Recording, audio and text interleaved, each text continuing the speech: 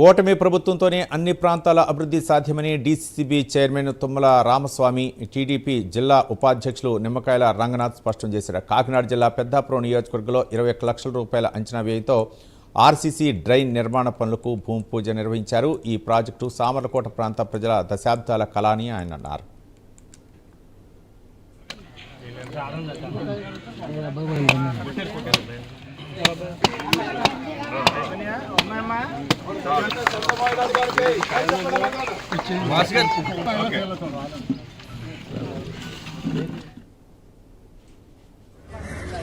పెద్దాపురం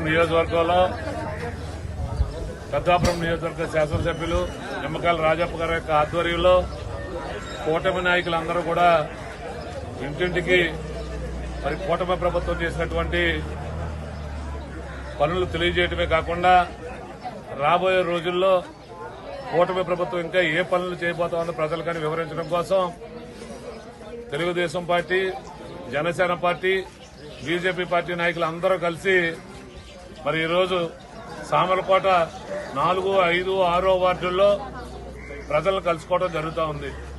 ప్రజలు ఇప్పటికే మాకు బ్రహ్మాండంగా స్థానిక శాసనసభ్యులు రాజప్ప గారి యొక్క ఆధ్వర్యంలో మరి విజనరీ ముఖ్యమంత్రిగా ఉన్నటువంటి చంద్రబాబు నాయుడు గారు, మరి పేద ప్రజల పక్షాన్ని నిలబడేటువంటి పవన్ కళ్యాణ్ గారు బ్రహ్మాండంగా మాకు రోడ్లు కానీ డ్రైన్లు కానీ బ్రహ్మాండంగా వేయడం జరిగింది.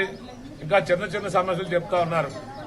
ఆ సమస్యలు గత ప్రభుత్వంలో మరి చాలా నిరుపేదలకు కూడా 4-5 కరెంటు బిల్లులు ఉన్నట్టు, కరెంటు మీటర్లు ఉన్నట్టు కూడా అప్పట్లో వాళ్ళు వాలంటరీ వ్యవస్థ చేసినటువంటి పొరపాట్లు ఈ రోజు మమ్మల్ని